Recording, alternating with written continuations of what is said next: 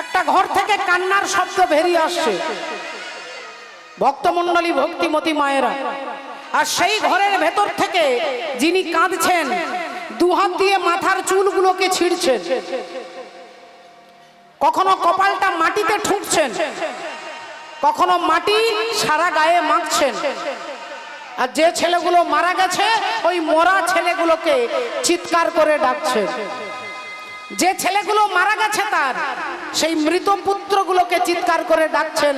তিনি আর কেউ নন, তিনি হলেন শতপুত্রের জননী মা গান্ধারী দেবী। সেই মা গান্ধারী চিৎকার করে ডাকছেন, ওরে দুর্যোধন, ওরে দুর্যোধন,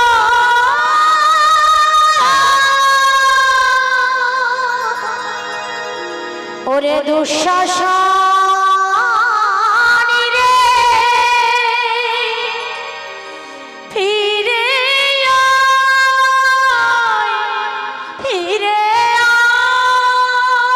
ফিরে আয় বাবা, ফিরে ফিরে আয়, ফিরে আয়। ওরে দুর্যোধন, একবার এই মায়ের বুকে ফিরে আয় বাবা, তোরা ছাড়া যে আমার কেউ নেই। ফিরে আয় বাবা, ফিরে আয়। মা গান্ধারী পাগলের মতো কাঁদছেন। আর পেছন থেকে হঠাৎ ভগবান বলে উঠলেন, মা, মাগো। যেই মা বলে ডেকেছে গান্ধারী চমকে উঠলেন। কে? কে তুমি? মরুভূমির বুকে এক পশলা বৃষ্টির মতো তোমার মাতৃ সম্বোধন আমার হৃদয়কে করেছে উদ্বেলিত।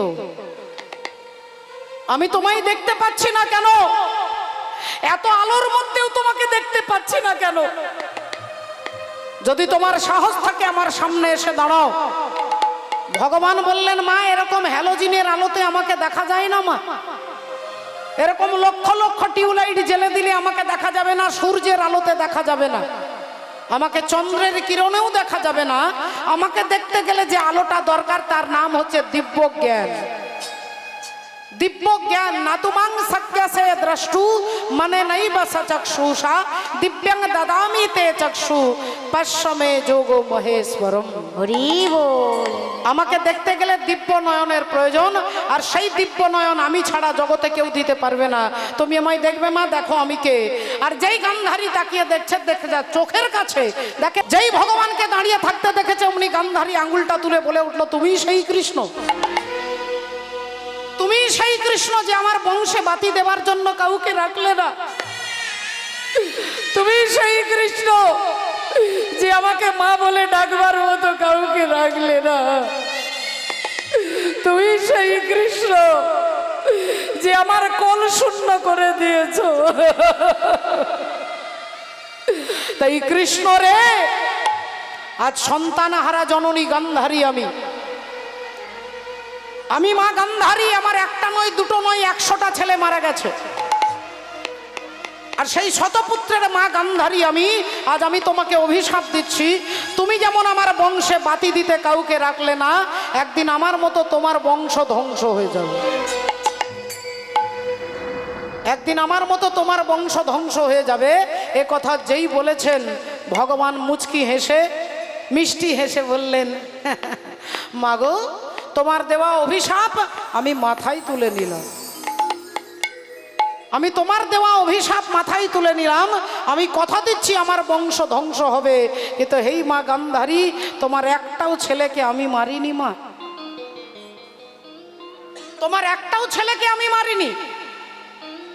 আজ থেকে 18 দিন আগে মনে করে দেখো, যেদিন কুরুক্ষেত্রের যুদ্ধ শুরু হবে, সেদিন তোমার ছেলে দুর্যোধন তোমাকে প্রণাম করতে গিয়ে বলেছিল, মা, আমি কুরুক্ষেত্রের যুদ্ধে যাচ্ছি, আমাকে আশীর্বাদ করো, আমি যেন যুদ্ধে জয়লাভ করতে পারি। হরি বল। সেদিন তুমি মা গান্ধারী ছেলের মাথায় হাতটা দিয়েছিলে।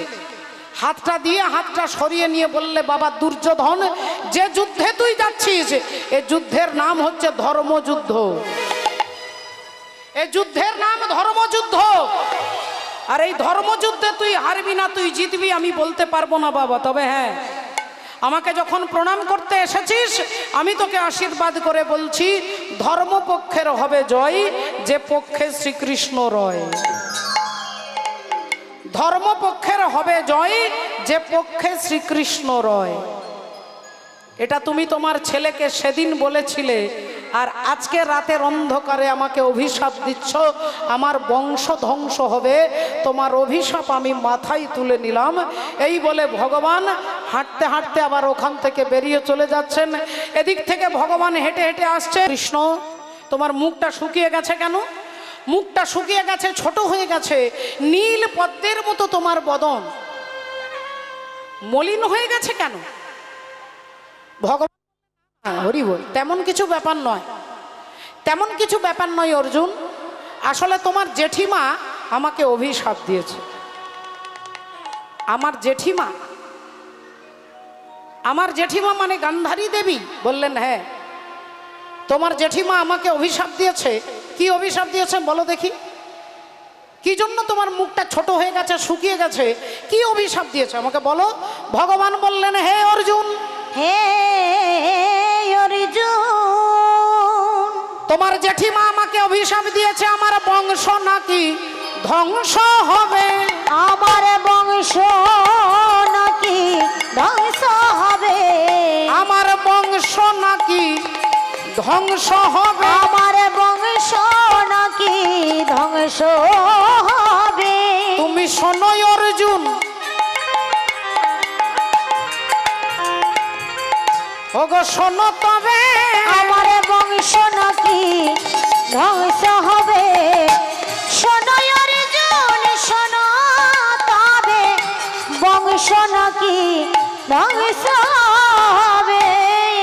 আমার বংশ নাকি ধ্বংস হয়ে যাবে। এ কথা যেই বলেছে অর্জুন খিলখিল করে হেসে উঠেছেন। ভগবান বললেন, আরে তোমার জেঠিমা আমাকে অভিশাপ দিল, আর অর্জুন তুমি দাঁড়িয়ে দাঁড়িয়ে হাসছো। অর্জুন বললেন, কৃষ্ণ একটা কথা তাহলে তোমাকে বলি, শোনো। আমার জেঠিমা যেমন তোমাকে অভিশাপ দিয়েছে, ওই কুরুক্ষেত্রের মাঠে একজন মা, তিনিও আমাকে অভিশাপ দিয়েছে। আর তিনি কে না, তিনি হচ্ছেন ভীষ্মের জননী মা গঙ্গা দেবী। মা গঙ্গা দেবী আমাকে অভিশাপ দিয়েছিল। হ্যাঁ, সত্যি করে বলছি কৃষ্ণ, আমাকে মা গঙ্গা বলেছিল, ওরে অর্জুন, তুই আমার চোখের সামনে আমার ছেলের এই দুর্গতি করেছিস। বিশ্বদেবকে অর্জুন তীর মারতে মারতে তীরের বিছানা, একটা তীরের বিছানা তৈরি করে দিয়েছে, সরসজ্জা। সর মানে তীর, সজ্জা মানে বিছানা। তীরের বিছানা তৈরি করে বিশ্বদেবকে সেই তীরের বিছানায় শুইয়ে দিয়েছিলেন।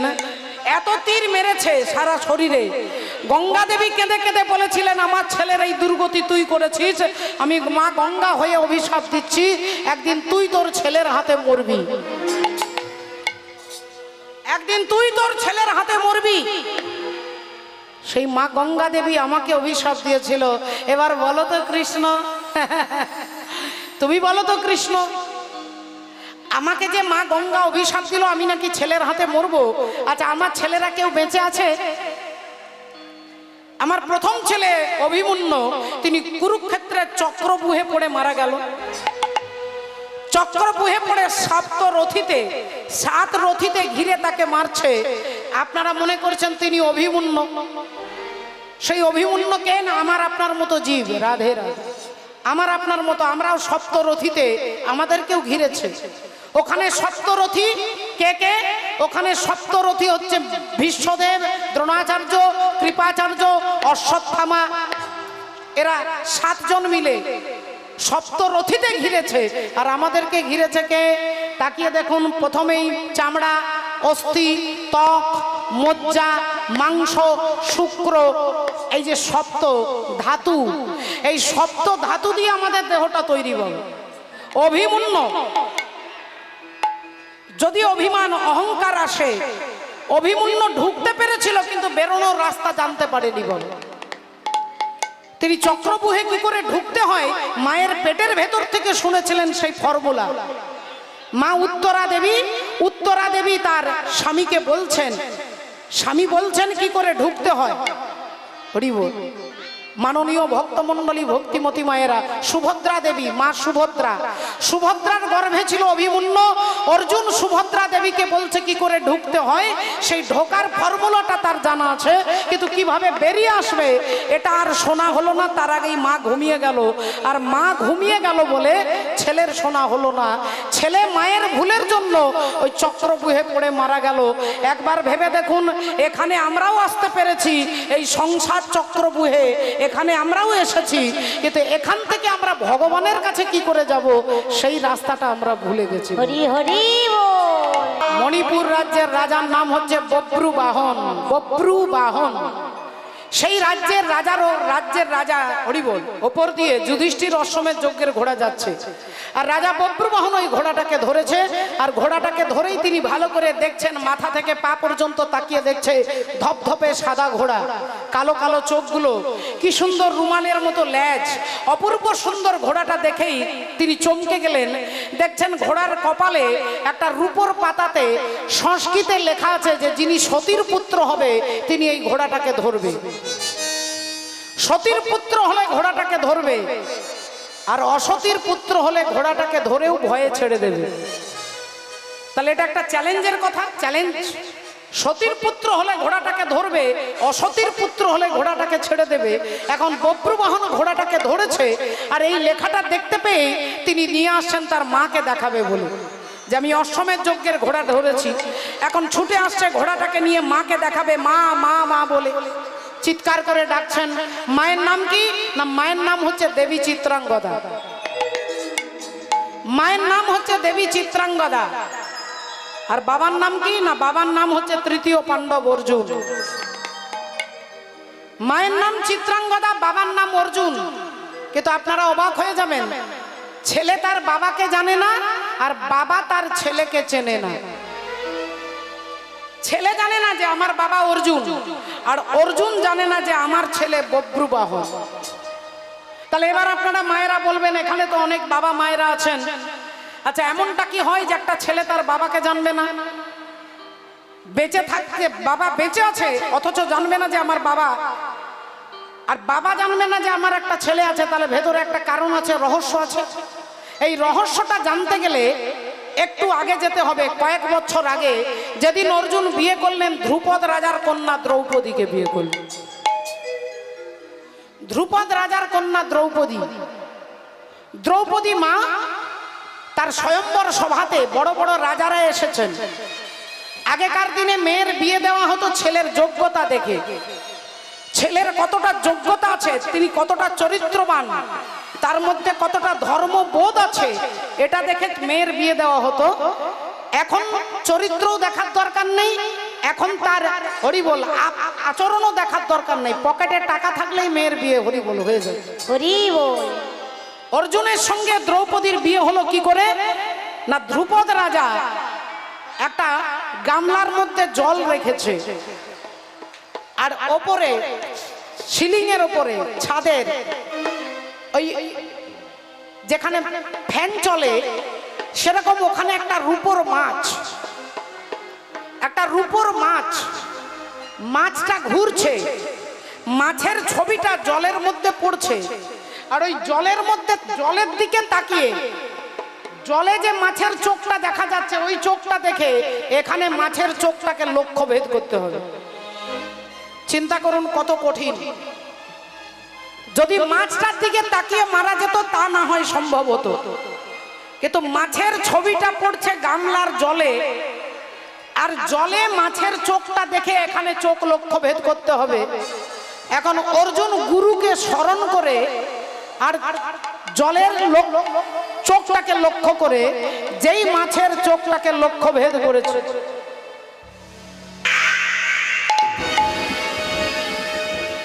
যেই লক্ষ্য ভেদ করেছে, অমনি ধ্রুপদ রাজা বললেন, আজ থেকে আমার মেয়ে দ্রৌপদীকে আমি তোমার সঙ্গে বিয়ে দিলাম।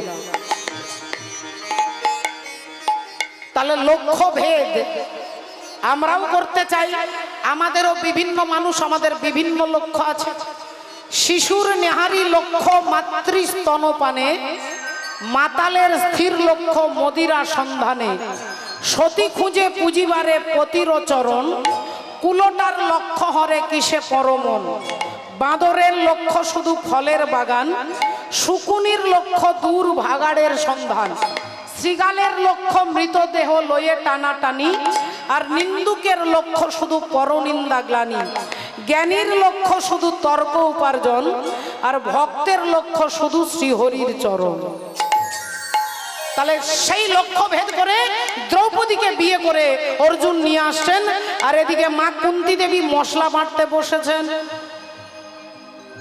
ও ভক্তিমতী মায়েরা, আজ থেকে 20 বছর 30 বছর আগেও এখনো কিছু কিছু মায়েরা মশলা বাটেন শিলনোড়াতে। এই গ্রামে গঞ্জে শিলনোড়ার ব্যবহার এখনো আছে, কিন্তু শহরে এখন কেউ শিলনোড়াতে মশলা বাটে না। বল, মশলার প্যাকেট কিনতে পাওয়া যায়, আর নইলে মিক্সার মেশিনে মশলাকে বেটে নেওয়া হয়। কিন্তু মা কুন্তী দেবী শিলনোড়া দিয়ে মশলা বাটছে, আর এদিকে অর্জুন দ্রৌপদীকে বিয়ে করে নিয়ে আসছে। অর্জুন আসছে দ্রৌপদীর হাতে ধরে, আর মা কুন্তী দেবী মশলা বাটছে। ও তোদের শাক রান্না যেমন তেমন, ও তোরা ডাল ঘুটিতে শিখলি না। ওগো রান্না ঘরে গেলি বৌমা, রান্না শিখলি না।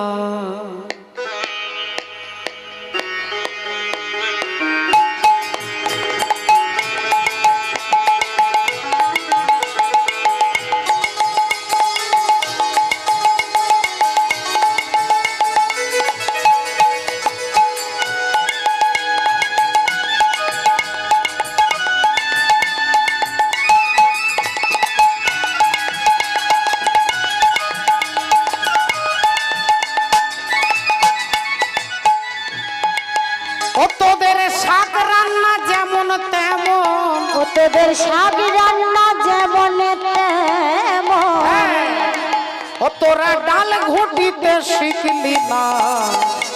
রান্না ঘরে গেলি বৌমা, রান্না শিখলি না। রান্না ঘরে গেলি বৌমা, রান্না শিখলি না।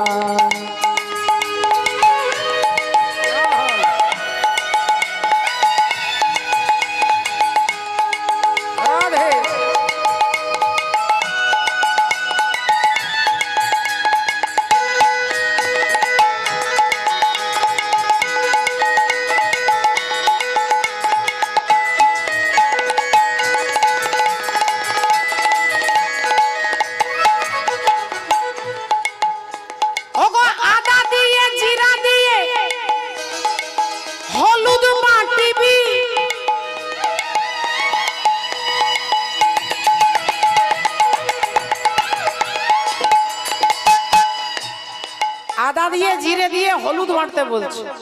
হ্যাঁ, আরে নোড়াটাকে আদর করে শিলে ছোঁয়াবি। নোড়াটাকে আদর করে শিলে ছোঁয়াবি। নোড়াটাকে আদর করে শিলে ছোঁয়াবি। ওগো আদা দিয়ে জিরে দিয়ে হলুদ বাটিবি।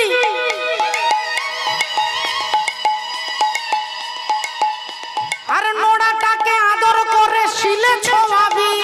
নোড়াটাকে আদর করে শিলে ছোঁয়াবি। নোড়াটাকে আদর করে শিলে ছোঁয়াবি। ওগো রাঁধিবি বাড়িবি খাবি দাবি। ওগো রাঁধিবি বাড়িবি খাবি দাবি। তবে হাঁড়িটাকে ছুবি কেনে। রান্না ঘরে গেলি বৌমা, রান্না শিখলি না। রান্না ঘরে গেলি বৌমা, রান্না শিখলি ও না। তোদের শাক রান্না যেমন তেমন, ও তোদের শাক রান্না যেমন তেমন, ও তোরা ডাল ঘুটিতে শিখলি না। রান্না ঘরে গেলি বৌমা, রান্না শিখলি না। ওগো রান্না ঘরে গেলি বৌমা, রান্না শিখলি না। রান্না ঘরে গেলি বৌমা, রান্না শিখলি না। রান্না ঘরে গেলি বৌমা, রান্না শিখলি না। মা কুন্তী দেবী মশলা মারছে, পেছন থেকে অর্জুন দ্রৌপদীর হাতে ধরে এসে বলছেন, মা এই দেখো আজকে ভিক্ষাই কি এনেছি, দেখো মা একবার দেখো। দেখো জননী একবার দেখো মা। মা অমনি ঘাড় না ঘুরিয়ে মশলা বাটতে বাটতে বলছে, যা এনেছিস বাবা আমাকে বাদ দিয়ে তোরা 5 ভাই সমান ভাগে ভাগ করে নে। অর্জুন স্তব্ধ হয়ে গেলেন, আবার বলতে চেষ্টা করলেন, মা একবার তাকিয়ে দেখো, একবার দেখো জননী, দেখো না কি এনেছি। মা বললেন, আরে বাবা বললাম তো দেখবো না, যা এনেছিস 5 জন সমান ভাগে ভাগ করে নে। অর্জুন বললেন, মা দুবার হয়ে গেছে, আর একবার বলবো, আর একবার বলবো, তারপরে যে ঘটনা ঘটবে তার জন্য কিন্তু আমাকে দায়ী করবে না। তাই এখনো বলছি মা একবার তাকিয়ে দেখো, দেখো আজকে কি এনেছি ভিক্ষাই।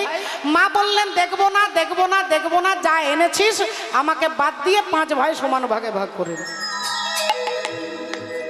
অর্জুন দ্রৌপদীর হাতটা ছেড়ে দিয়ে বললেন, দ্রৌপদী আজ থেকে তুমি একা আমার স্ত্রী নও, আজ থেকে তুমি দাদা যুধিষ্ঠির স্ত্রী, আজ থেকে তুমি দাদা ভীমের স্ত্রী, আজ থেকে তুমি ভাই নকুল সহদেব, আমাদের 5 ভাইয়ের স্ত্রী তুমি দ্রৌপদী। আর যেই এ কথা বলেছে পেছন থেকে যুধিষ্ঠির দাদা চিৎকার করে উঠেছে, অর্জুন এ কি বলছিস ভাই, পাগলের মতো কি বলছিস? হ্যাঁ, একটা নারীর 5টা স্বামী? অর্জুন বললেন, দাদা আমি তো বলিনি, বলেছেন মা। মা বলেছে যা এনেছিস 5 জনে মিলে সমান ভাগে ভাগ করে নে। কথা তো আমার নয়, মায়ের কথা। যুধিষ্ঠির দাদা বললেন, মা না দেখে বলেছে, মা না জেনে বলেছে, মা না বুঝে বলেছে। অর্জুন বললেন, কিন্তু মা তো বলেছে, মা তো বলেছে, একবার বলেনি দাদা, 3 বার বলেছে, ত্রিসত্য করে বলেছে। তাই দ্রৌপদী আমাদের 5 জনের স্ত্রী। অসম্ভব, অসম্ভব, এটা হতে পারে না। অর্জুন বললেন, দাদা এটাই হবে। না হবে না, আমি বলছি হবে না। অর্জুন বললেন, দাদা এটাই করতে হবে, কিচ্ছু করার নেই। 2 ভাইয়ের মধ্যে তর্ক হচ্ছে, অর্জুন বলছে এটাই করতে হবে, আর যুধিষ্ঠির দাদা বলছেন এটা হতে পারে না। এমন সময় 2 ভাইয়ের মাঝখানে অন্তর্যামী শ্রী গোবিন্দ অন্তরে জানিয়া, অন্তর্যামী শ্রী গোবিন্দ অন্তরে জানিয়া, অন্তর্যামী শ্রী গোবিন্দ অন্তরে জানিয়া, যুধিষ্ঠির সম্মুখেতে দাঁড়ালো আসিয়া, যুধিষ্ঠির সম্মুখেতে দাঁড়ালো আসিয়া, যুধিষ্ঠির সম্মুখেতে দাঁড়ালো আসিয়া। আরে আরে আরে আরে, 2 ভাইয়ের মধ্যে এত লড়াই, এত তর্ক, কি ব্যাপারটা বলো না, কি হয়েছে যুধিষ্ঠির দাদা? দাদা বললেন, দেখো না কৃষ্ণ। অর্জুন বলছে দ্রৌপদী আমাদের 5 জনের স্ত্রী। অর্জুন তুমি এ কথা কেন বলছো? অর্জুন বললেন, কৃষ্ণ আমি বলিনি, আমি দ্রৌপদীকে বিয়ে করে নিয়ে আসছি, মাকে বললাম মা একবার দেখো, মা না দেখেই 3 বার বললেন যা এনেছিস তোরা 5 ভাই সমান ভাগে ভাগ করে নে। তাই বললাম দ্রৌপদী আমাদের 5 জনের স্ত্রী। এবার তুমি বলো কৃষ্ণ, তুমি বলো আমি কি করব? আমি ভুল বলছি না আমি ঠিক বলছি, তুমি বিচার করে বলো। ভগবান চোখ বন্ধ করে নিলেন, আর ভগবান কিছুক্ষণ চোখ বন্ধ করে চিন্তা করার পরে উত্তর দেবেন কি? যুধিষ্ঠির দাদা কৃষ্ণের দিকে তাকিয়ে আছে, অর্জুন কৃষ্ণের দিকে তাকিয়ে আছে, ভীম তাকিয়ে আছে, সবাই তাকিয়ে আছে, কি উত্তর দেবেন ভগবান? আর আমরাও ভগবানের দিকে তাকিয়ে আছি, ভগবান কি উত্তর দেবেন? ভগবান বললেন, অর্জুন তুমি যা বলেছ তাহাই সত্য, আজ থেকে দ্রৌপদী তোমাদের 5 জনের স্ত্রী হবে। আজ থেকে দ্রৌপদী তোমাদের 5 জনের স্ত্রী। যেই এ কথা বলেছে যুধিষ্ঠির দাদাও চুপ করে গেলেন, ভীমও চুপ করে গেলেন, সবাই মেনে নিলেন, সবাই মেনে নিলেন, কিন্তু আমরা মানতে পারি না। বল আজকের শিক্ষিত সমাজ মোবাইলে সোশ্যাল মিডিয়াতে অনেক কথা বলে, অনেক নোংরা নোংরা কথা বলে। দ্রৌপদীর 5টা স্বামী। আজকের যুবক যুবতী বলে, ছাত্র ছাত্রী বলে যে একটা নারীর 5টা স্বামী। কিন্তু আপনাদেরকে এটা মনে রাখতে হবে যে দ্রৌপদী কোনো মায়ের পেট থেকে জন্ম নেয়নি বাবা, মায়ের গর্ভ থেকে দ্রৌপদীর জন্ম হয়নি। মহাভারত খুলে দেখুন, ধ্রুপদ রাজা যজ্ঞ করছিলেন, তার কোনো ছেলে মেয়ে নেই, তাই পুত্রেষ্ঠী যজ্ঞ করছেন, যজ্ঞের আগুন থেকে 2টো সন্তান জন্ম হলো, একটা ছেলে আর একটা মেয়ে। একটা ছেলে একটা মেয়ে। ছেলেটার নাম ধৃষ্টদ্যুম্ন, আর মেয়েটার নাম দ্রৌপদী। তাহলে আগুন থেকে যিনি জন্ম নিয়েছেন তিনি আমার আপনার মতো সাধারণ মহিলা নন। এটা আগে আপনাকে ভাবতে হবে যে সাধারণ মহিলা নন। তাহলে সেই দ্রৌপদীর 5টা স্বামী নয়, আপনারও 5টা স্বামী, আমাদের সকলের এখানে যারা যারা আছে আমাদের সবার 5টা স্বামী। আপনারা বলবেন কি করে? বলে তাকিয়ে দেখুন দেহটার দিকে 5টা উপাদান দিয়ে তৈরি হয়। 5টা উপাদান: ক্ষিতি, অপ, তেজ, মরুত, বোম। ক্ষিতি, অপ, তেজ, মরুত, বোম। ক্ষিতি মানে মাটি, আর মাটি হচ্ছে যুধিষ্ঠির। অপ মানে জল, আর জল হচ্ছে অর্জুন, ইন্দ্রের পুত্র অর্জুন।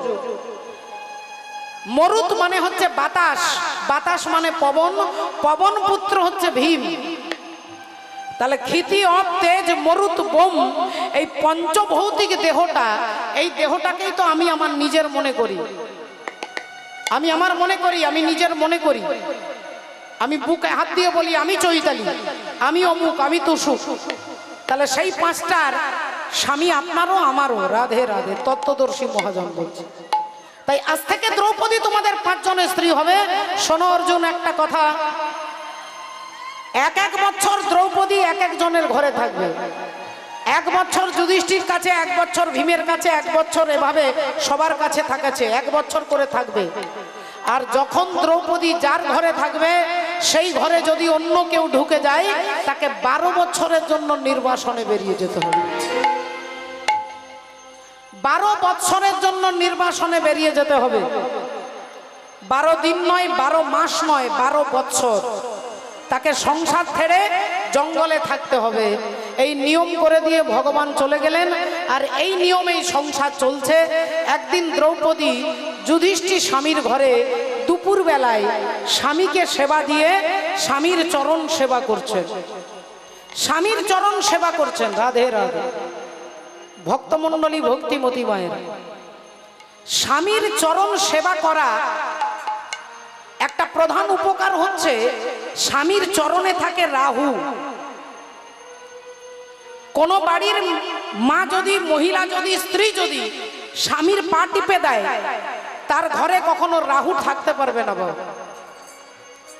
তার ঘরে রাহু থাকবে না। আচ্ছা, আপনারা সব থেকে বড় প্রমাণ, ভগবান শ্রী নারায়ণ, শ্রী বিষ্ণুর স্ত্রীর নাম কি? ভগবানের নারায়ণের স্ত্রীর নাম কি? লক্ষ্মী দেবী। কোথায় বসে থাকে? স্বামীর কি করে? পা টেপে তো। তাহলে যারা যারা লক্ষ্মীর ভান্ডার নিচ্ছেন তারা আজ রাত্রি থেকে শুরু করবেন না। এখানকার মায়েরা ভালো, কিছু কিছু মায়েরা গলা থেকে শুরু করে, গলা টেপা থেকে শুরু করে। হরে কৃষ্ণ। তাহলে লক্ষ্মী দেবী স্বয়ং, যিনি বৈকুণ্ঠের অধীশ্বরী। পুরীধামকে কি বলা হয়? পুরীধামকে শ্রীক্ষেত্র বলে না? শ্রী মানে কি? শ্রী মানে লক্ষ্মী। ওখানে জগন্নাথের মহিমা নয়, ওখানে লক্ষ্মীর মহিমা।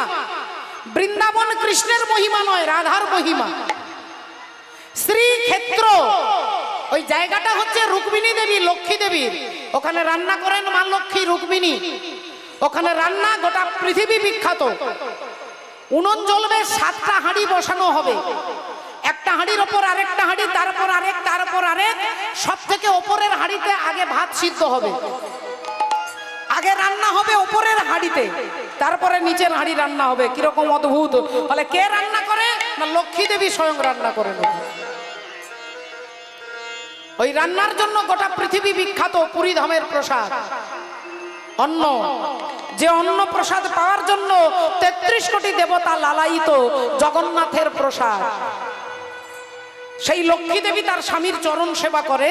তাই মা দ্রৌপদী যুধিষ্ঠির স্বামীর চরণ সেবা করছেন দুপুর বেলা। আর এদিকে অর্জুন জঙ্গলে দাঁড়িয়ে আছে। এক ব্রাহ্মণ চিৎকার করতে করতে আসছে, বাঁচাও!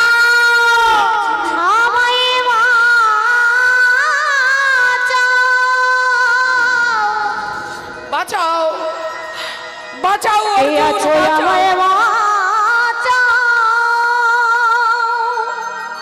অর্জুন আমায় বাঁচাও, বাঁচাও অর্জুন, বাঁচাও, বাঁচাও, বাঁচাও অর্জুন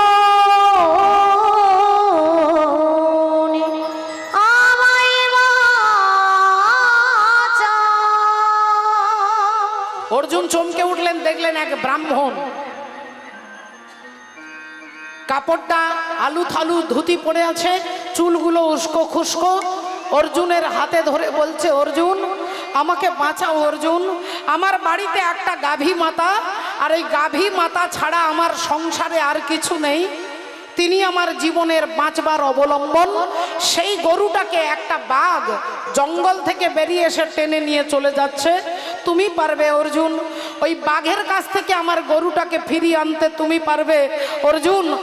অর্জুন আমার গাভী মাতাকে বাঁচাও অর্জুন, বাঁচাও বাঁচাও। সঙ্গে সঙ্গে অর্জুন বলে উঠলেন, হাত জোড় করে দেখুন, কিছু মনে করবেন না, আপনার গাভী মাতাকে বাঁচাতে পারলে আমি খুশি হতাম, কিন্তু মাফ করবেন আমি পারছি না। কারণ বাঘটাকে মারতে গেলে যে তীর ধনুকটা দরকার, ওই তীর ধনুকটা এখন ওই ঘরে আছে যে ঘরে যুধিষ্ঠির আর দ্রৌপদী বসে আছেন। দাদা যুধিষ্ঠির বসে আছেন আর দ্রৌপদী বসে আছেন। ওই ঘরে ঢুকলে আমাকে 12 বছরের জন্য নির্বাসনে বেরিয়ে যেতে হবে। তাই আপনি মাফ করবেন, আমি আপনার গরুটাকে ফিরিয়ে দিতে পারবো না। এ কথা যেই বলেছে ব্রাহ্মণ বলে উঠলেন, তাহলে তুমি কেমন ক্ষত্রিয়?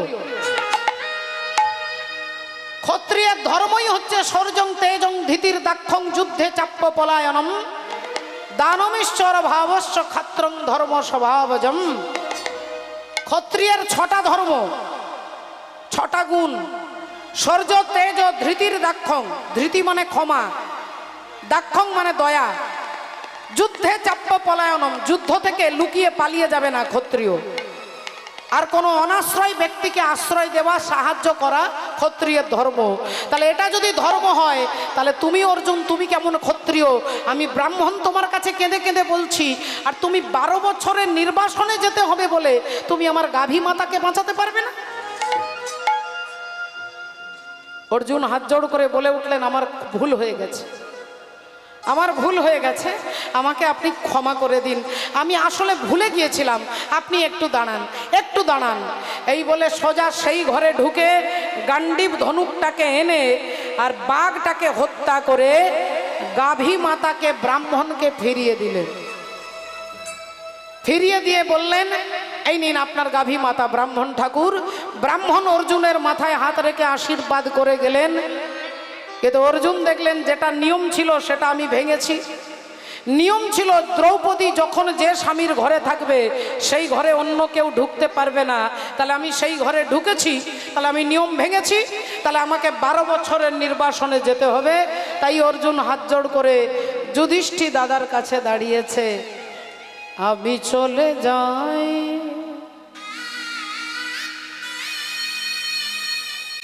আমি চলে যাই,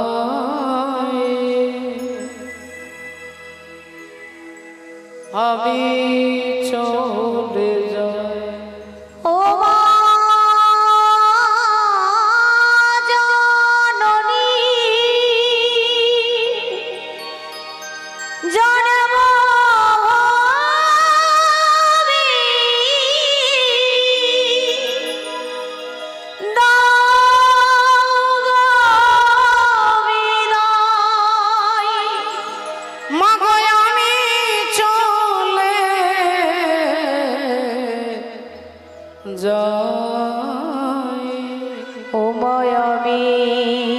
জননী,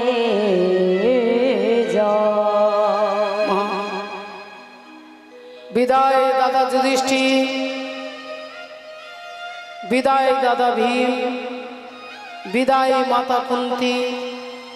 12 বছর পরে আবার তোমাদের সঙ্গে আমার দেখা হবে। আমি চলি মা, আমি আসি, আমি আসি। যুধিষ্ঠির দাদা বলে উঠলেন, ওরে ভাই অর্জুন,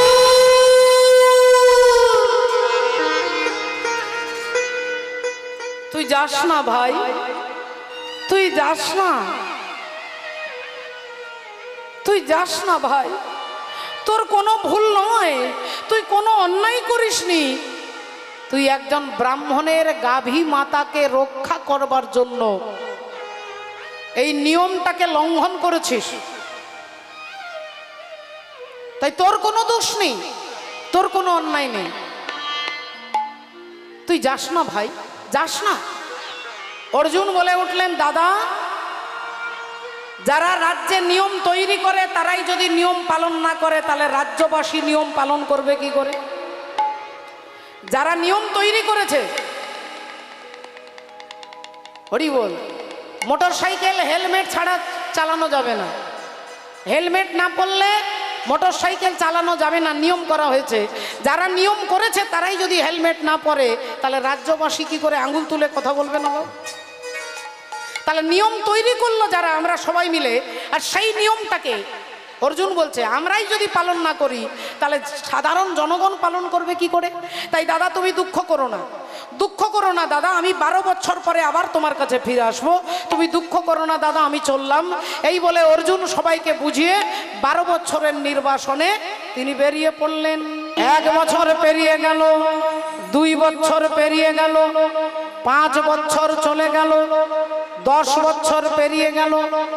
অর্জুনের চেহারা পাল্টে গেল, অর্জুনের রং পাল্টে গেল, অর্জুনের চুল বড় হয়ে গেছে, গোপ দাড়ি বড় হয়ে গেছে, নখগুলো বড় হয়ে গেছে, চেহারা পাল্টে গেছে। কখনো গাছের তলায়, কখনো রোদে জলে, কখনো পাহাড়ের গুফায়, কখনো ঝর্ণার জল খায়, কখনো গাছের ফল খায়। এভাবে 10টা বছর পার করে নিলেন।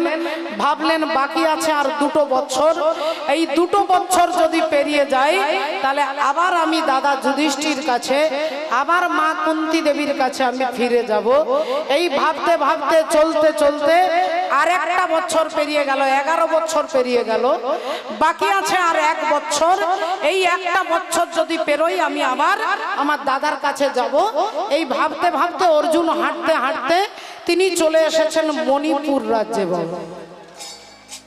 মণিপুর রাজ্যে চলে এসেছেন। অর্জুন জানে না যে এই জায়গাটার নাম কি, সে কিন্তু জানে না যে এই জায়গাটার নাম মণিপুর। এখন অর্জুন আজ 11 বছর ধরে হাঁটছে, চিন্তা করুন কত দূর গেছে, কোথায় হস্তিনাপুর আর কোথায় মণিপুর। এখন হাঁটতে হাঁটতে মণিপুর রাজ্যে চলে এসেছে। একটা গাছের তলায় ছায়ার মধ্যে হাতের উপরে মাথাটা রেখে অর্জুন ঘুমিয়ে গেছে। অর্জুন ঘুমিয়ে গেছে। এদিকে সেই সময় মণিপুর রাজ্যের রাজা ছিলেন রাজা চিত্রভানু। রাজা চিত্রভানু, সেই চিত্রভানু রাজার মেয়ে, তার নাম হচ্ছে চিত্রাঙ্গদা দেবী।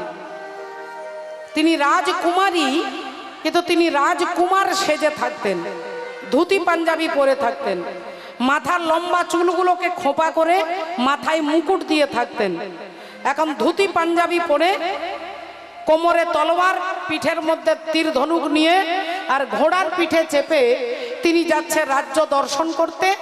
ঘোড়া টকবক টকবক টকবক করে ছুটছে। আর এমন সময় ঘোড়াটা দাঁড়িয়ে গেছে যেখানে অর্জুন ঘুমিয়ে আছে, ঠিক তার কিছু দূরে ঘোড়া দাঁড়িয়ে পড়েছে। অমনি দেবী চিত্রাঙ্গদা দেখলেন একজন রাস্তায় কে যেন শুয়ে আছে। তিনি অমনি বলে উঠলেন, এই যে কে শুয়ে আছেন, উঠুন উঠুন উঠুন উঠুন, আমি এদিক দিয়ে যাব, উঠুন। অর্জুন তাকিয়ে দেখলেন এক অপূর্ব সুন্দর রাজপুত্র দাঁড়িয়ে আছে। তিনি মনে করছে রাজপুত্র, আর ধুতি পাঞ্জাবি পরা আছে, চুলটা ঢাকা দেওয়া আছে, গরিব দুঃখীকে দান করে, দুঃখীদেরকে সাহায্য করে আপনি যে পুণ্য সঞ্চয় করেছেন, যদি আপনি কাউকে ডিঙে লাফিয়ে চলে যান, সেটা কুকুরও হতে পারে, ছাগলও হতে পারে, বেড়ালও হতে পারে, কোনো মানুষও হতে পারে, কোনো বাচ্চা ছেলে শুয়ে আছে, আপনি লাফিয়ে চলে যাচ্ছেন, আপনার জীবনের পুণ্য ক্ষয় হয়ে যাবে। তাই দেবী চিত্রাঙ্গদা বললেন, আমি তোমাকে লাফিয়ে যেতে পারবো না, তুমি ওঠো, আর নইলে তোমাকে আমি টেনে এখান থেকে ছুঁড়ে ফেলে দেব। অর্জুন বললেন, আপনি আমাকে টেনে ছুঁড়ে দেবেন? আচ্ছা ঠিক আছে, তাহলে এক কাজ করুন, আপনি আমাকে টেনেই ছুঁড়ে দেন। এই বলে যেই অর্জুন হাতটা বাড়িয়েছে আর দেবী চিত্রাঙ্গদা হাতটা ধরে টান দিচ্ছে।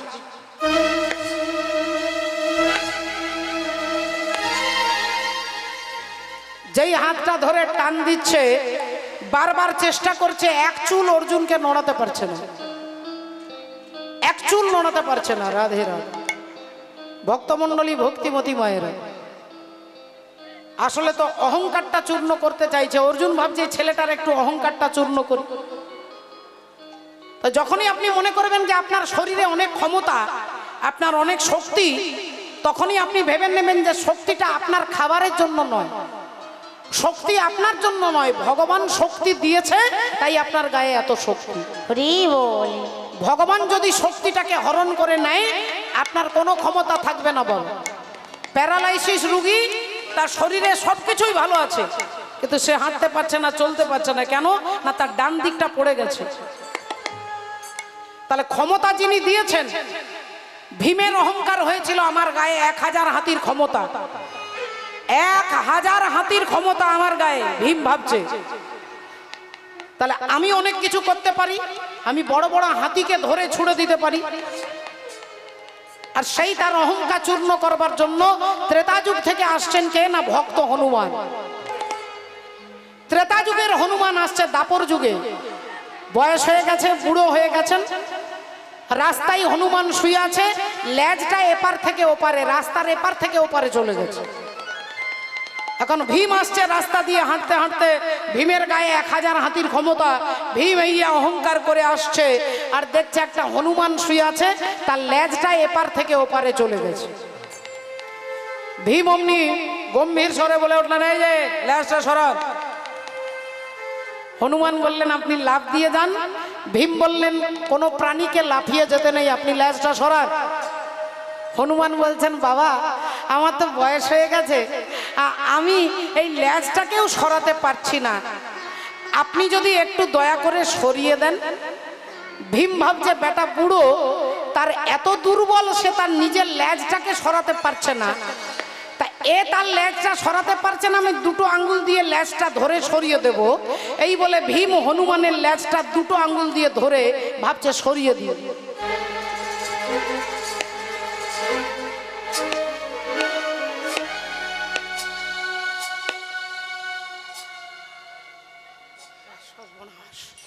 দুটো আঙ্গুল দিয়ে তুলতে পারছি না, 2 আঙ্গুল দিয়ে লেজটাকে তুলতে পারছি না। আমার গায়ে 10,000 হাতির ক্ষমতা, সামান্য কথা নয়, 10,000 হাতির যত ক্ষমতা ভীমের গায়ে তত ক্ষমতা। তাহলে আমি একটা লেজ, সামান্য এই লেজটাকে আমি তুলতে পারছি না, তো কিন্তু লেজটা না তুললে তো আমার প্রেস্টিজ থাকবে না। এবার ভাবছে একটা হাত দিয়ে অন্তত তুলে সরাই। এবার 5টা আঙ্গুল দিয়ে একটা হাত দিয়ে তোলার চেষ্টা করছে হনুমানের লেজ।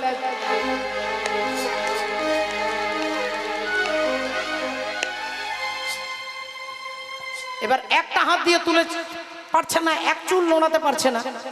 ভাবছে কি ব্যাপার, সামান্য একটা হনুমানের লেজ আমি সরাতে পারছি না, কিন্তু না সরালে তো আমার প্রেস্টিজ ডাউন হয়ে যাবে। এবার আমি 2 হাত দিয়ে তোলার চেষ্টা করি। 2 হাত দিয়ে ভীম লেজটাকে তুলবার চেষ্টা করছে। বেশ কিছুক্ষণ চেষ্টা করার পরে ভীম দরদর করে ঘেমে যাচ্ছে। ভাবছে কি ব্যাপার, এই বুড়ো হনুমান, এর লেজটাকে আমি সরাতে পারছি না, তা কি ব্যাপার কি? এখন ভীম যখন লজ্জায় ঘেমে গেছে সারা শরীর, তখন চিৎকার করে বলছে, আপনি বলুন, আপনি কে? আপনি কে এখানে? হনুমান তখন তার নিজের লেজটাকে সরিয়েছে, আর যেই সরিয়েছে অমনি বলে উঠলেন, আপনি কি আমাকে পিসি সরকারের জাদু দেখাচ্ছেন? আপনি কে? হনুমান বললেন, বাবা ভীম, আমি তোমার সম্পর্কে দাদা হই, তুমি আমার ভাই, আমি তোমার দাদা। তোমার বাবার নাম পবন, আমারও বাবার নাম পবন, তাই আমাকে পবন পুত্র হনুমান বলে, আর তোমাকে পবন পুত্র ভীম বলে। যে শক্তিটা তুমি অহংকার করে দেখছো, সেই ক্ষমতাটা তোমার ক্ষমতা নয়, সেই ক্ষমতাটা প্রভু ভগবানের ক্ষমতা। বল হরি বল। আর ভগবান যদি চাই এখানে আমাকে দাঁড় করিয়ে কীর্তন করাতে পারে, আবার ভগবান চাইলে আমাকে বিছানায় ফেলে রাখতে পারে। বল তাই মননীয় ভক্তমণ্ডলী, ভক্তিমতী মায়েরা, চিত্রাঙ্গদা বলছে তোমাকে আমি ছুঁড়ে ফেলে দেবো। অর্জুন বলছেন ঠিক আছে, আমাকে ছুঁড়ে ফেলে দিন। চিত্রাঙ্গদা এক চুল নড়াতে পারছে না, আর অর্জুন চিত্রাঙ্গদার হাতে ধরে, অর্জুন তো জানে না যে ইনি কোনো রাজকুমারী, সে জানে ছেলে। এখন হাতে ধরে যেই টান দিয়েছে, আর চিত্রাঙ্গদা অর্জুনের পায়ে হুমড়ি খেয়ে একবারে হুমড়ি খেয়ে পড়েছে। আর যেই পড়েছে মাথার মুকুটটা খুলে গেছে, আর মাথার মুকুটটা যেই খুলে গেছে, চুলগুলো এবার লম্বা, পিঠ ভর্তি চুল একবারে খুলে পড়েছে। এইবার অর্জুন চমকে গেছে, ভেবেছিলেন রাজপুত্র, এ তো রাজপুত্র নয়, এ তো রাজকুমারী।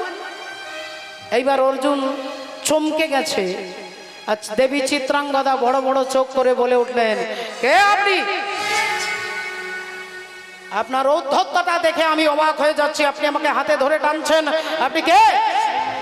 অর্জুন বললেন, আগে আপনি বলুন, আপনি কে? আপনি রাজকুমারের পোশাক পরে রাজকুমারী ঘুরে বেড়াচ্ছেন, আপনি কে?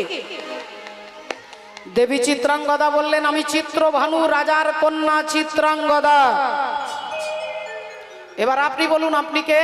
অর্জুন বললেন, আপনার মতো আমার বড় দামি সার্টিফিকেট নেই, তবে আমি হলাম তৃতীয় পাণ্ডব অর্জুন। বধূ কোনালো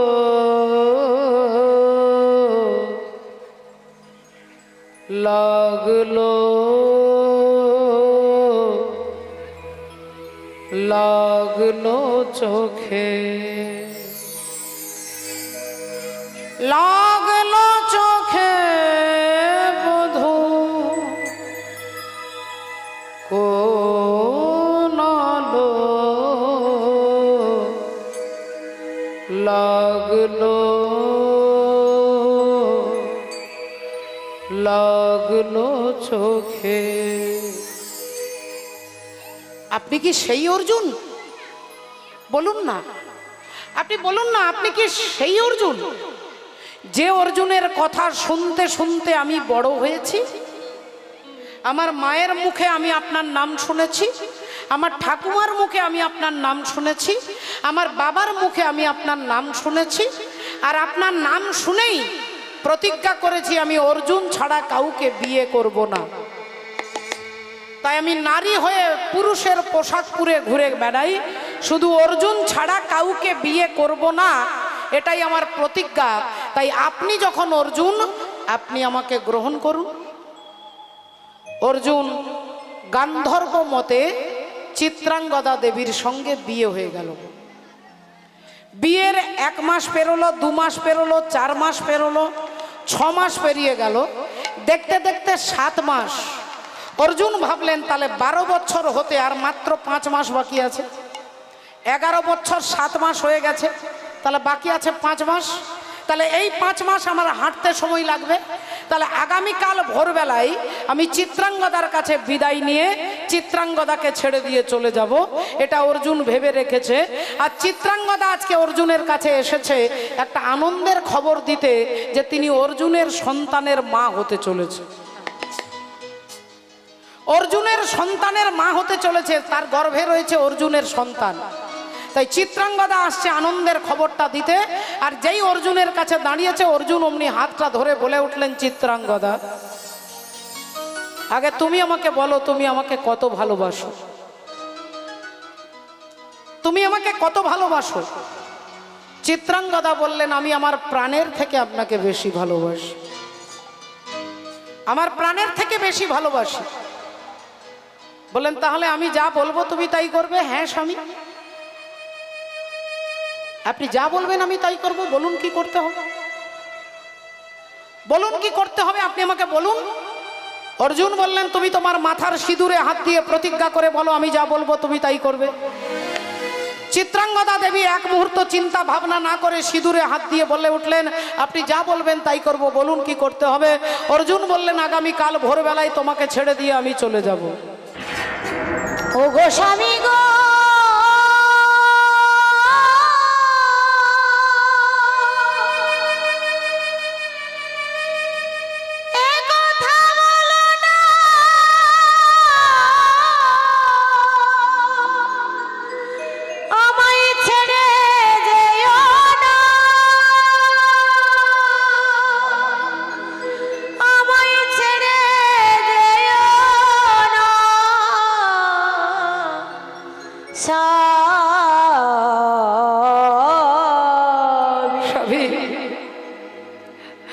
আপনি কি বলছেন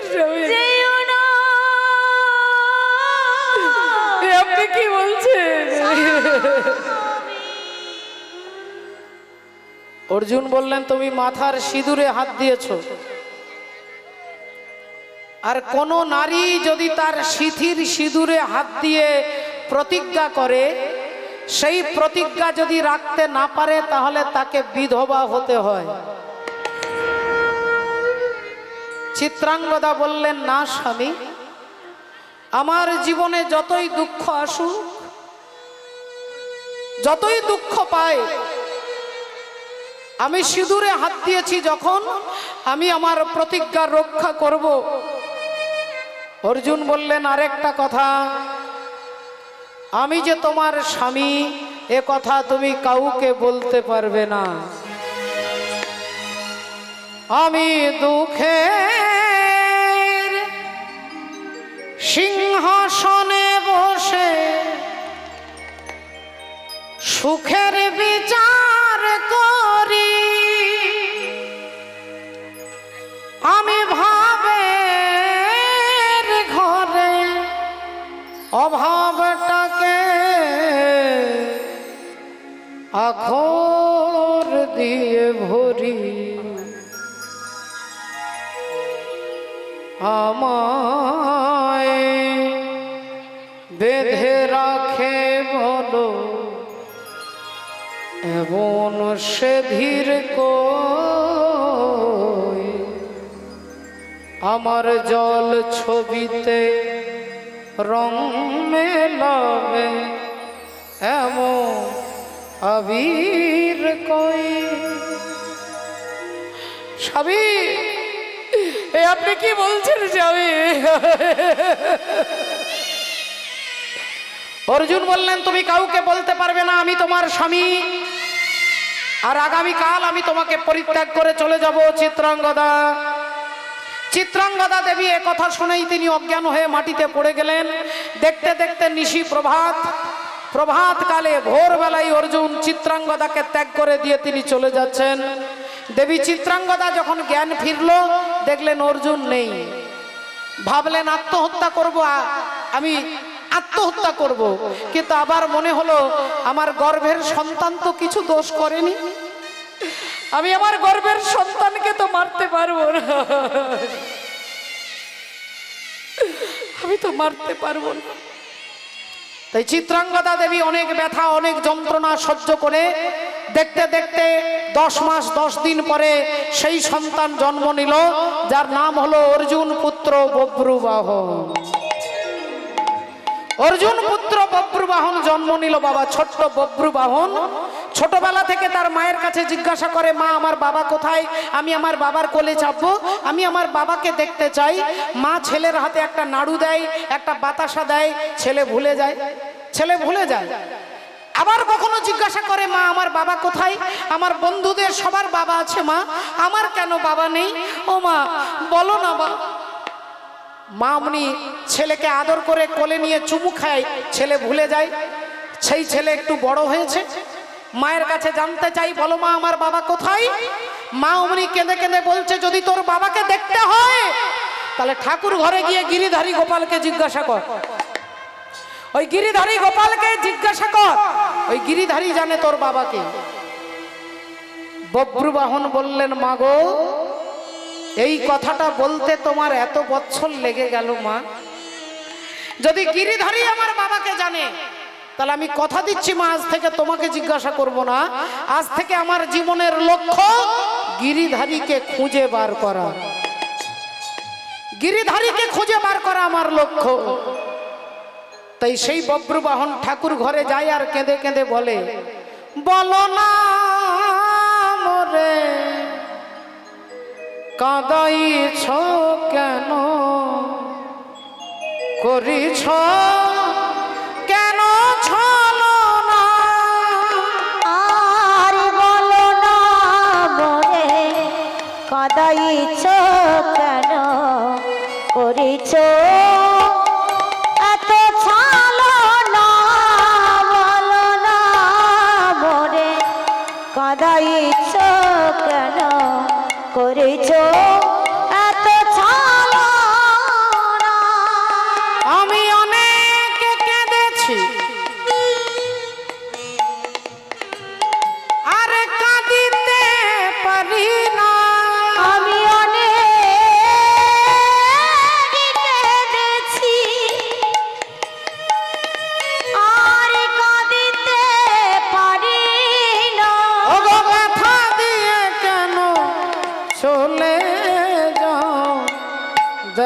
কি মরে দেবে না?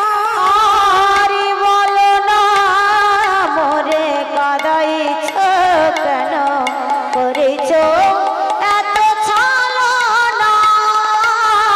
বলো না মোরে কাদাইছ কেন করেছ এত ছলনা? সেদিন থেকে বব্রু বাহনের একমাত্র লক্ষ্য ভগবানকে খুঁজে বার করা। ভগবান যখন আমার বাবাকে জানে, তাহলে ভগবান কৃষ্ণকে যদি খুঁজে পায়, আমি আমার বাবার সন্ধান জানতে পারবো। ভক্তমণ্ডলী, ভক্তিমতী মায়েরা, ও মা, দেখতে দেখতে বব্রু বাহন বড় হলো, যৌবনে পদার্পণ করলেন, মণিপুর রাজ্যের রাজা হয়েছেন। আর সেই মণিপুর রাজ্যের রাজা বব্রু বাহন, তার রাজ্যের ওপর দিয়ে যুধিষ্ঠির অশ্বমেধ যজ্ঞের ঘোড়াটা যাচ্ছিল, আর সেই ঘোড়াটাকে ধরে তার মাকে দেখানোর জন্য নিয়ে আসছেন। মায়ের নাম চিত্রাঙ্গদা, বাবার নাম অর্জুন, কিন্তু ছেলে জানে না তার বাবা অর্জুন, আর অর্জুন জানে না যে আমার ছেলে আছে। এতক্ষণ আপনারা ঘটনাটা শুনলেন।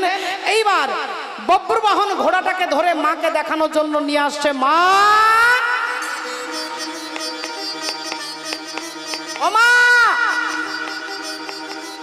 দেবী চিত্রাঙ্গদা ছুটে বেরিয়ে এসেছে। কি হয়েছে রে বাবা, কি হয়েছে? মা, এই দেখো মা, এই দেখো অশ্বমেধ যজ্ঞের ঘোড়া ধরেছি। মা ঘোড়াটার পা থেকে মাথা পর্যন্ত দেখে আনন্দে হাততালি দিয়ে বলে উঠলেন, খুব ভালো করেছিস বাবা, সাবাস সাবাস সাবাস, খুব ভালো করেছিস, চমৎকার, তুই আমার বীর পুত্র, তুই আমার বীর পুত্র, তাই তুই ঘোড়াটাকে ধরেছিস। তুই আমার মহান পুত্র, তাই ঘোড়াটাকে ধরেছিস, খুব ভালো করেছিস। তা হ্যাঁ রে বাবা, অশ্বমেধ যজ্ঞের ঘোড়া তো ধরেছিস, কিন্তু যজ্ঞটা করছে কারা? বললেন, মা, আমিও জানি না আর তুমিও জানো না, তবে ঘোড়ার গলায় একটা তামার পাতা আছে, তামার পাতা, সেই তামার পাতাতে যারা যজ্ঞ করছে তাদের নাম লেখা আছে। তা দেখতো বাবা কারা করছে। অমনি তামার পাতাটা হাতে নিয়ে প্রথমেই নাম উচ্চারণ করছে ধর্মপুত্র যুধিষ্ঠির। তারপরেই লেখা আছে মা দ্বিতীয় পাণ্ডব ভীম, আর তারপরেই লেখা আছে তৃতীয় পাণ্ডব অর্জুন। আর যেই বলেছে অর্জুন, দেবী চিত্রাঙ্গদা চিৎকার করে উঠলেন, ওরে পুত্র রে, ওরে বব্রু,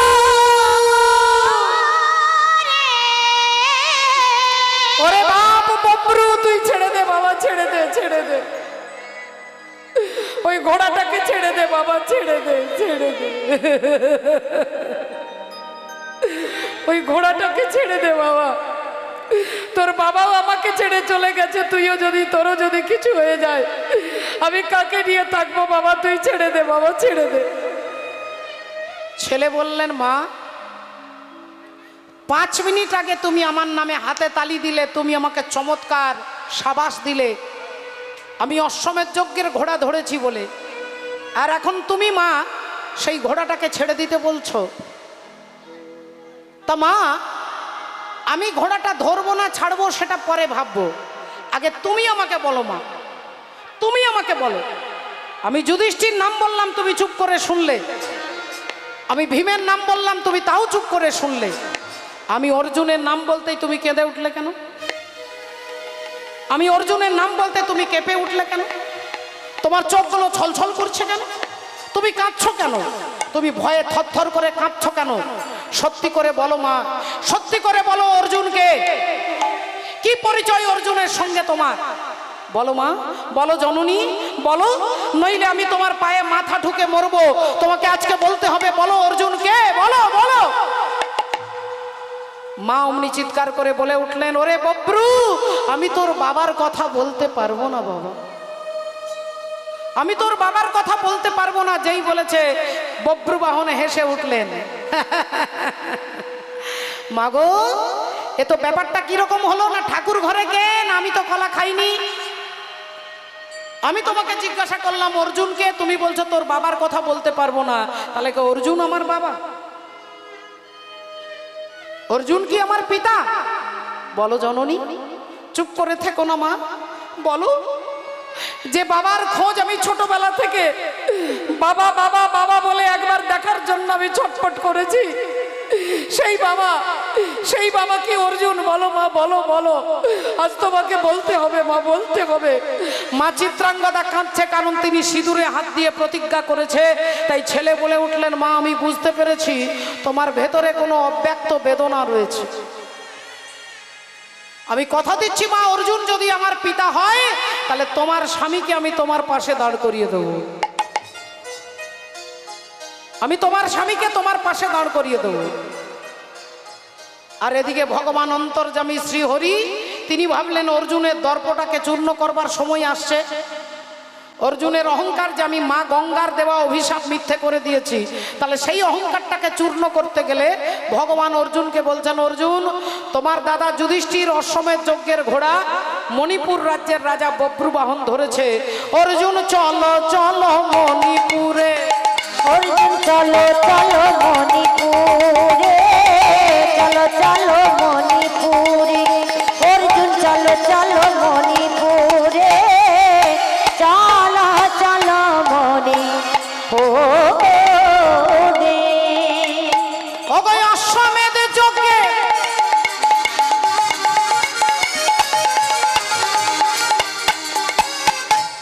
অর্জুন চলো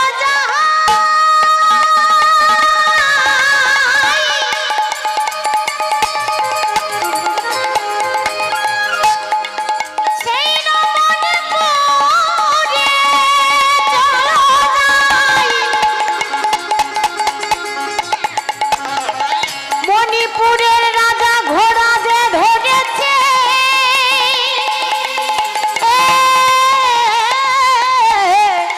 চলো চলো যাই, চলো যাই, আই আই, আহাই অষ্টমের যুগের ঘোড়া যে ধরেছে, অর্জুন চলো চলো সেইখানে, আহা চলো চলো সেইখানে, অর্জুন চলো চলো সেইখানে, অর্জুন চলো চলো সেইখানে গো, চলো চলো সেইখানে। মাননীয় ভক্তমণ্ডলী, ভক্তিমতী মায়েরা, ভগবান অর্জুনকে নিয়ে আসছেন আর বব্রুবাহন এদিক থেকে ছুটে ছুটে যাচ্ছে। বব্রুবাহন ছুটছে, পিতা পিতা পিতা বলি ছুটিতে লাগিল, পিতা পিতা পিতা বলি ছুটিতে লাগিল, পিতা পিতা পিতা বলি ছুটিতে লাগিল, অর্জুনের সম্মুখেতে আসিয়া দাঁড়ালো, অর্জুনের সম্মুখেতে আসিয়া দাঁড়ালো, অর্জুনের সম্মুখেতে আসিয়া দাঁড়ালো। বব্রুবাহন ছুটতে ছুটতে বাবা বাবা বলতে বলতে যাচ্ছে, এদিকে ভগবান অর্জুনকে নিয়ে আসছে। বব্রুবাহন একটু দূরে দাঁড়িয়ে গেছে, অর্জুনকে দেখছেন আর অর্জুন দেখছেন একটা কি সুন্দর বাচ্চা ছেলে গো, কি সুন্দর দেখতে ছেলেটা। আর অমনি বব্রুবাহন বলে উঠলো, বাবা একবার একবার আমাকে জড়িয়ে ধরো বাবা, আমি আর কিচ্ছু চাই না, আমি স্বর্গের রাজা হতে চাই না, আমি রাজত্ব চাই না, আমি ইন্দ্রত্ব চাই না, আমি অন্য কিছু চাই না, একবার শুধু তুমি আমাকে জড়িয়ে ধরো বাবা, একবার আমাকে জড়িয়ে ধরো।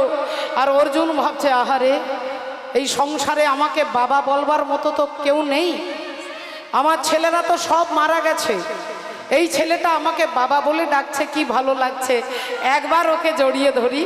অর্জুন যেই হাত বাড়িয়েছে অমনি পরমাত্মা শ্রীহরি মনে মনে চিন্তা করলেন, এক্ষুনি তো পিতা পুত্রের মিলন করালে হবে না, পিতা পুত্রের মিলন করালে এখনো তো হবে না। হরি বল। চক্রকারী এমন হরি চতুরেরও সার, তার চক্র বুঝতে পারে এমন সাধিকার, যার চক্রে কাটা হয়ে ছিল না গোকুল, যার চক্রে মান্ডব্য মুনি পশ্চাৎ ভাগে শুল, যার চক্রে হরিশ্চন্দ্র দানি হলো ঘাটে, যার চক্রে পরশুরাম মায়ের মাথা কাটে, চক্রকারীর এমন চক্র পড়েছে যেখানে বুঝিতে পারে সে কি মানব জীবনে, হরি হরি বল। বুঝিতে পারে সে কি মানব জীবনে। রাধে রাধে। ভগবানের মায়া চক্রান্ত এ জগতে কেউ বুঝতে পারবে না বাবা। তাই আমরা এত চালাকি, আমরা এত ঝগড়া কাটাকাটি খুনোখুনি করি।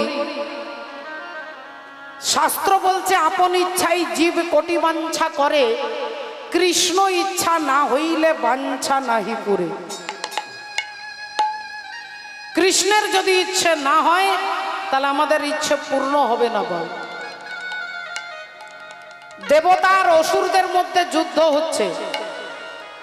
একদিন দেবতা আর অসুরের যুদ্ধ হচ্ছে।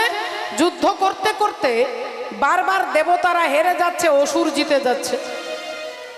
এখন দেবতারা যুদ্ধ করতে করতে বারবার হারতে হারতে একবার দেবতারা জিতে গেছে, অসুর হেরে গেছে। এখন অসুর যেই হেরে গেছে, দেবতারা ভাবছে তাহলে আমাদের ট্যালেন্ট কম নয়, আমরা অসুরদেরকে হারিয়ে দিয়েছি।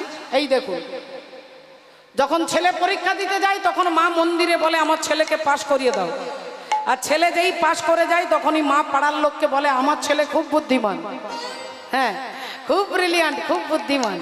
রাধে রাধে।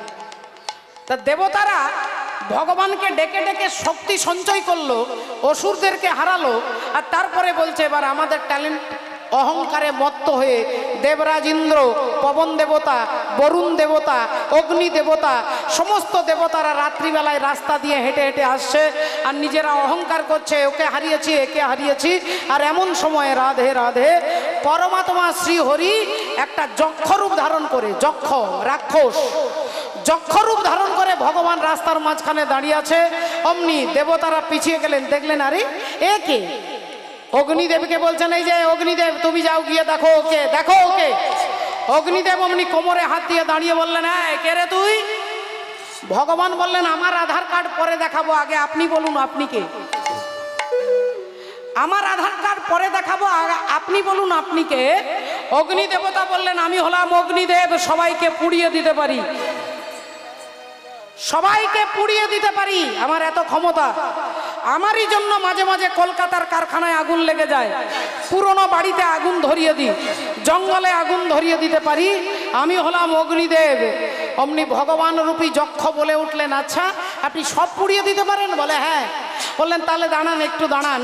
মাটি থেকে একটা ঘাস তুলে নিয়ে ঘাসটাকে মাটির ওপরে রেখে বলছে এই ঘাসটাকে পুড়িয়ে দেন তো। অগ্নি দেবতা বললেন আপনি কি আমার সঙ্গে ইয়ার্কি করছেন?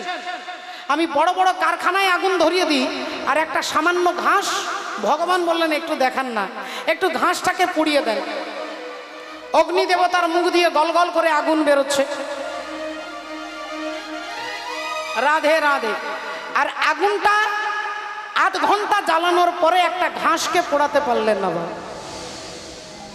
তখন ভগবান বললেন তোমার যে অগ্নি দাহিকা শক্তি ওটা আমারই দেওয়া, তাই অহংকার করলে হবে না। তাই ভগবান দেখলেন এক্ষুনি পিতা পুত্রের মিলন করালে হবে না, তাই ভগবান শেখাচ্ছে অর্জুন ওকে তাড়িয়ে দাও। এই ছেলে হ্যাঁ যা বলছি, যা সরে যা, সরে যা।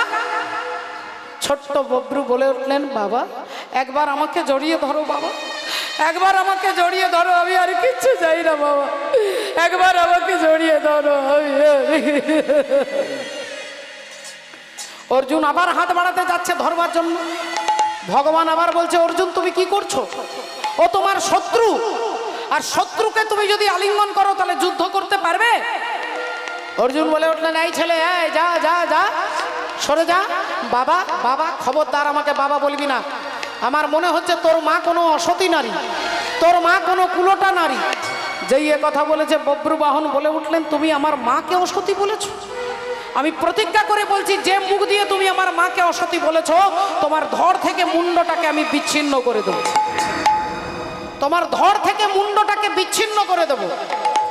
আর যেই এ কথা বলেছে অর্জুন বলছেন কত হাতি গেল তল আর মশা বলে কত জল, কত হাতি গেল তল আর মশা বলে কত জল। তাহলে দেখি তোর কত ক্ষমতা। এই অর্জুন একটা তীর ছুড়ে দিয়েছে বব্রুবাহনকে, আর বব্রুবাহন একটা তীর ছুড়ে দিয়েছে অর্জুনকে। অর্জুন কি করলো না, তার তীরটাকে কেটে দিল, আর বব্রুবাহন কি করলো, অর্জুনের তীরটাকে কেটে দিচ্ছে। ঘন্টার পর ঘন্টা যুদ্ধ হচ্ছে, কেউ কারোর সঙ্গে পারছে না। অর্জুন ভাবছে দুদিনে ছেলেটার সঙ্গে আমি পারছি না, আর বব্রুবাহন ভাবছে আমি আমার মায়ের মর্যাদা রক্ষা করতে পারছি না। এমন সময় মা পতিত পাবনী গঙ্গা দেবী তিনি এসে দাঁড়ালেন। গঙ্গে গঙ্গে মা গঙ্গে, গঙ্গে গঙ্গে মা গঙ্গে, গঙ্গে গঙ্গে মা গঙ্গে, গঙ্গে গঙ্গে মা গঙ্গে, গঙ্গে গঙ্গে মা গঙ্গে, গঙ্গে গঙ্গে মা গঙ্গে। হে মা সুরেশ্বরী গঙ্গে, হে মাসুরেশ্বরী গঙ্গে, মা হে মাসুরেশ্বরী গঙ্গে। হরি বল। হে গঙ্গে গঙ্গে মা গঙ্গে, গঙ্গে গঙ্গে মা গঙ্গে, গঙ্গে গঙ্গে মা গঙ্গে, গঙ্গে গঙ্গে মা গঙ্গে, গঙ্গে গঙ্গে মা গঙ্গে, গঙ্গে গঙ্গে মা গঙ্গে। শোনো বাবা বব্রুবাহন, আমি তোমার বাবাকে অভিশাপ দিয়েছিলাম একদিন তুমি তোমার পুত্রের হাতে মরবে। উপস্থিত ভগবত ভক্তমণ্ডলীদের কাছে জানাই আমাদের কর্মীর তরফ থেকে আমাদের এখানে সেবার ব্যবস্থা আছে। এই পাশের বাড়িতে আপনারা কেউ বাড়িতে যাবেন না। মায়েদের কাছেও ভক্তবৃন্দের কাছে আমাদের একান্ত অনুরোধ, এই পাশের বাড়িতে সেবার ব্যবস্থা আছে, আপনারা সেবা করবেন। জয় নিতাই। তাই কি করলেন, বললেন আমি বান হয়ে তোমার হাতে ধরা দিচ্ছি, ওই বানটা দিয়ে তুমি অর্জুনকে মারো। আর যেই বব্রুবাহন সেই গঙ্গা বান দিয়ে অর্জুনকে মারলেন, অর্জুনের মুন্ড আর ধড়টা আলাদা হয়ে গেল। অর্জুনের অহংকার চূর্ণ হয়ে গেল, পুত্রের হাতে মৃত্যু হলো পিতার। ধড় মুন্ড আলাদা হয়ে পড়ে আছে। চিত্রাঙ্গদা দেবী বলছেন আমি তোকে খুন করব, তুই আমার স্বামীকে মেরেছিস। বব্রুবাহন অমনি বলে উঠলেন মা তুমি আমায় হত্যা করবে মা, এসো মা, এসো, তুমি আমায় মারো মা। আহা, रंग तेरे प्रीत का, रंग तेरे मीत का, रंग तेरे जीत का कहलाए। माई रे माई रे, तुझ बिन मैं तो अधूरा। माई रे माई रे, तुझ बिन मैं तो अधूरा। এসো মা, এসো আমাকে হত্যা করো। চিত্রাঙ্গদা তলোয়ার বার করে যেই মারতে যাবে, ভগবান হাতটা ধরে বললেন চিত্রাঙ্গদা তোমার স্বামী অর্জুনের মৃত্যু মা গঙ্গার অভিশাপে হয়েছে, তাই এর জন্য তোমার ছেলের কোনো দোষ নেই, আমি তোমার স্বামীকে বাঁচিয়ে দেব। তাই যাও বব্রুবাহন, উলুপি নাগের মাথার মণিটা নিয়ে এসো। যেই মণিটা এনে ভগবানের হাতে দিলেন, ভগবান অর্জুনের ধড় আর মুন্ডটাকে একত্রিত করে যেই মণিটা ছুঁয়ে দিল, বলি অমনি অর্জুন বেঁচে উঠিল, অমনি অর্জুন বেঁচে উঠিল, অমনি অর্জুন বেঁচে উঠিল, অমনি অর্জুন বেঁচে উঠিল, অতই অভিশাপে মরেছিল, অর্জুন বেঁচে উঠিল।